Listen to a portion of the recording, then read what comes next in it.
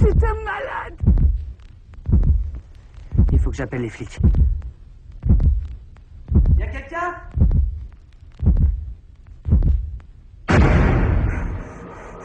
Qu'est-ce que c'était? Salut la team, et bienvenue dans mon manoir abandonné, perdu au fin fond de la forêt. Navré, mais la porte vient de se verrouiller derrière vous, et que la traque commence.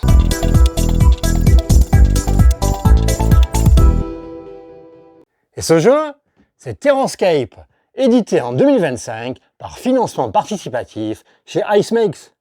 Dans Terranscape, vous incarnez soit des survivants qui doivent coopérer pour trouver comment s'échapper et sans attirer l'attention ni faire de bruit dans le manoir, soit l'assassin doté de capacités uniques qui doit anticiper et piéger les survivants avant leur fuite ou l'arrivée de la police. Allez, on va voir tout ça ensemble! Et voici la table de Terranscape avec d'un côté le plan du manoir pour les 3 survivants et de l'autre le même plan mais pour l'assassin. J'ai fait la mise en place comme indiqué dans le livre de règles. Tout est assez clair, il faut donc juste respecter l'ordre de la mise en place. Le jeu se joue toujours avec 3 survivants, quel que soit le nombre de personnes qui les jouent, et bien sûr un seul assassin. Il y a 2 conditions de victoire pour les survivants, s'échapper ou attendre les secours. Pour s'échapper, les survivants doivent avoir trouvé 5 clés et doivent ensuite commencer leur tour sur le hall d'entrée ou éventuellement sur la sortie cachée, à condition d'avoir trouvé la carte qui se trouve dans le paquet découverte, comme indiqué ici, nécessite la carte secrète. La deuxième façon de gagner, c'est de réparer la radio au salon. La radio demande 5 engrenages de réparation. À ce moment-là, la police est prévenue et le jeton police est placé sur la case 5. Au début de chaque tour des survivants, la police se rapproche du manoir. Et au bout de 5 tours, la police est arrivée et les survivants gagnent. Côté assassin, il y a 2 possibilités également. La première, c'est de blesser 2 fois le même survivant. Quand un survivant est blessé, on retourne sa carte du côté rouge, comme on peut le voir. Et s'il est à nouveau blessé, il est mort et la partie est terminée. Et la deuxième façon, si le paquet découverte est vide, au moment de piocher, la partie est immédiatement perdue pour les survivants. Sauf si la police est déjà en route. Une partie de Terranscape commence toujours par le tour des survivants. Comme indiqué, on fait les étapes dans l'ordre. Premièrement, on retire les jetons bruit et on vérifie les conditions de victoire. Au début de la partie, il n'y a aucun jeton bruit dans le manoir. On passe à l'étape suivante. Chaque survivant effectue une des 6 actions, peut effectuer des actions supplémentaires et peut échanger des objets, et dans l'ordre de son choix. Voyons les 6 actions ensemble. D'abord, il est possible d'avancer de 1 ou 2 lieux. Bien sûr, en utilisant les portes grises ou à l'extérieur, en passant par les pointillés. Il existe 2 passages secrets dans le manoir. Ils sont représentés par un escalier avec un chiffre romain 1 pour un accès entre le cimetière et le salon, et 2 entre le jardin et la salle de réception. L'assassin ne peut jamais les utiliser, sauf capacité spéciale, et les survivants doivent avoir une carte particulière ou une capacité spéciale pour pouvoir les utiliser. La deuxième action possible est de retirer les jetons peur. Ceux-ci sont gagnés par les survivants lorsqu'une compétence effrayée est utilisée, par exemple la tronçonneuse. Dans ce cas, on place un jeton peur sur le personnage effrayé, maximum 2 jetons peur. Si le survivant doit recevoir un 3e jeton peur, il fait du bruit à la place. On place dans ce cas un jeton bruit dans le lieu où se trouve le survivant. Et on indique immédiatement à l'assassin d'où vient le bruit. Troisième action, effectuer une action spéciale. En effet, sur certaines cartes, il est possible de trouver le texte action spéciale, ici la lampe de poche. Quatrième action possible, retirer un obstacle d'un lieu. En effet, l'assassin va positionner des obstacles sur les portes du manoir, bien entendu uniquement les portes grises, par exemple comme ceci. Bien sûr, il fera de même sur son plan. Il est donc possible de retirer un jeton obstacle, à condition bien sûr de se trouver dans un des 2 lieux adjacents. Et il faudra indiquer à l'assassin que l'obstacle est retiré. 5e action possible, réparer la radio. Il faut se trouver dans le salon avec son personnage et faire l'action comme indiqué ici. Dans ce cas-là, on prend un engrenage et on commence à réparer la radio.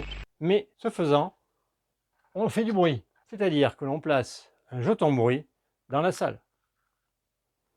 Il est possible d'utiliser la boîte à outils pour réparer plus rapidement la radio. Ici, un engrenage de plus. Et comme je l'ai dit, si la radio est entièrement réparée, l'appel d'urgence est lancé et on place le pion secours sur sa piste. Attention, si l'assassin se trouve dans la salle radio, il empêche sa réparation. Et enfin, sixième et dernière action, fouiller un lieu, mais uniquement si une icône clé s'y trouve. Il y a 3 endroits, la galerie, la serre et le cellier. Bien sûr, il faut qu'un personnage soit présent. Et à ce moment-là, il pioche une carte de couleur bleue. S'il s'agit d'un objet, il le garde dans son inventaire. Il y a 3 places. Si l'inventaire est plein, il faudra défausser une carte. Par contre, s'il pioche une clé, il la place sur le support du manoir pour indiquer qu'une clé a été trouvée. On prend un bruit que l'on doit placer sur le lieu correspondant. Lorsque chaque survivant a effectué une des 6 actions et éventuellement échangé des objets si au moins 2 survivants sont ensemble, on choisit un survivant pour les tables de découverte. Il s'agit d'abord de choisir un des 3 survivants qui pioche 2 cartes dans le paquet découverte. Il en choisit une qu'il garde dans son inventaire, la deuxième étant défaussée. Attention, certaines cartes font du bruit. Ici, la boîte à outils.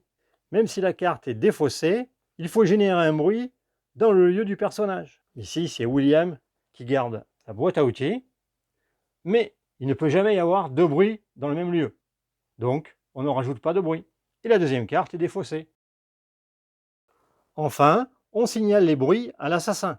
C'est-à-dire qu'on indique où se trouvent les bruits, mais sans dire quel survivant s'y trouve. Le salon et la galerie. L'assassin place donc un bruit dans le salon et un bruit dans la galerie. Pour suivre le niveau de réparation, il a une piste. Il peut donc avancer de 1, le marqueur, c'est une bonne information pour lui à connaître. Et ensuite, c'est le tour de l'assassin. D'abord, s'il était en déplacement furtif, il réapparaît. Dans le cas d'une réapparition suite à un déplacement furtif, lors du tour précédent, vous indiquez au survivant où vous vous trouvez et vous effectuez une action recherche qui ne compte pas comme une action. Et si une rencontre se produit, le tour de l'assassin prend fin juste après la rencontre, ce qui n'est pas le cas avec le boucher, celui-ci n'ayant pas de capacité de déplacement furtif. Ensuite, il utilise les cartes de capacité rapide. Les cartes de capacité rapide ont un symbole éclair à cet emplacement. Il peut en jouer autant qu'il le souhaite, directement de sa main bien sûr. Ici, il joue poursuite, avancer une fois. Il montre la carte au survivant, la carte est ensuite défaussée et il se déplace d'une case. Il décide d'aller vers le cellier et les survivants déplacent la figurine sur leur plateau.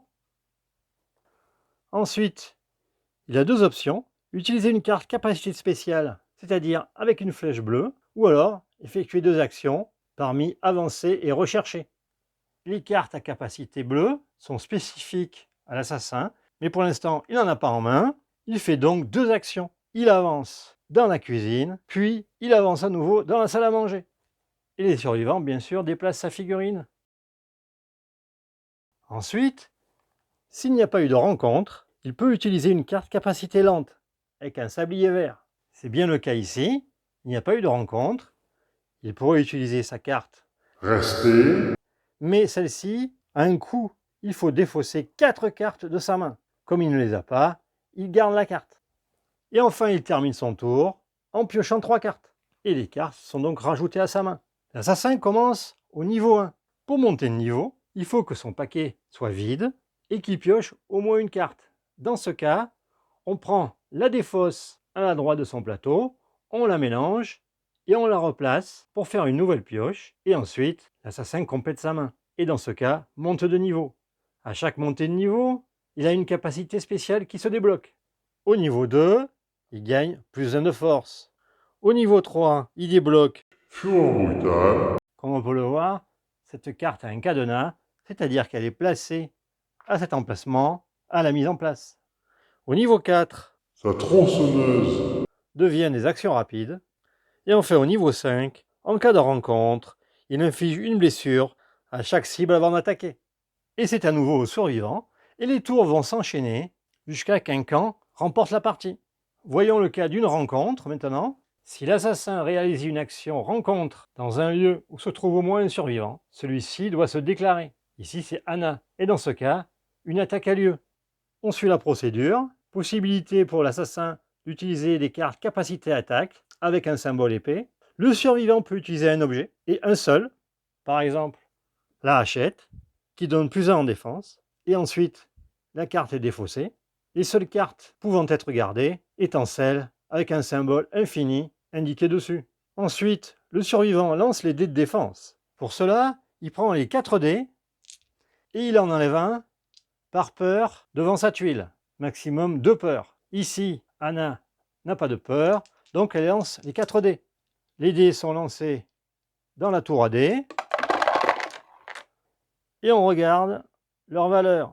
Il faut que la somme des dés et éventuellement de l'arme utilisée soit au moins égale à la force de l'assassin. Ici 5. Malheureusement, 2 en défense.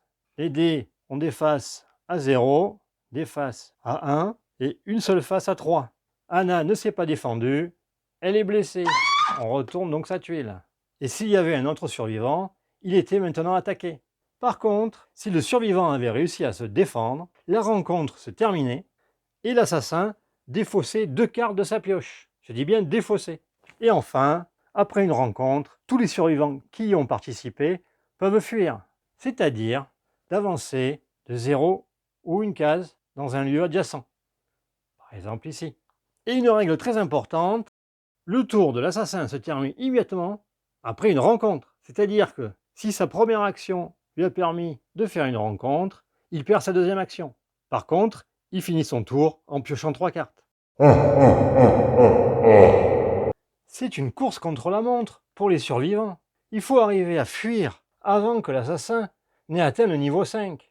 En effet, comme je l'ai dit, cela lui permet d'avoir une capacité redoutable qui ne laissera que peu de chance aux survivants au fil des tours.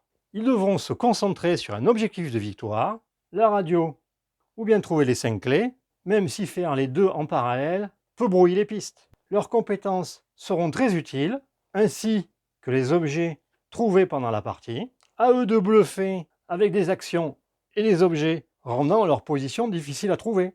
Côté assassin, il doit gérer au mieux sa main de cartes, afin d'augmenter ses capacités lors d'actions pendant son tour, et aussi afin de monter de niveau.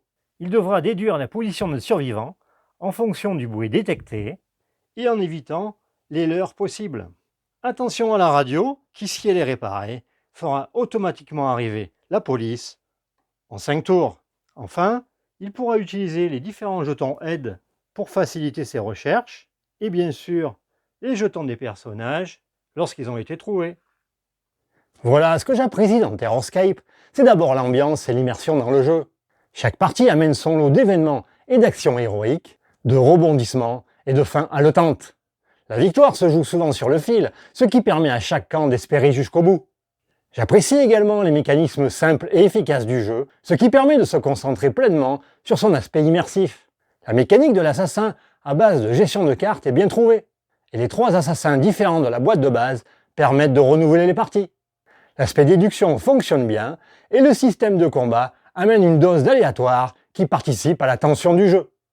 La durée indiquée de 45 minutes correspond bien à la réalité, même si certaines parties peuvent durer 20 minutes ou jusqu'à 1 heure.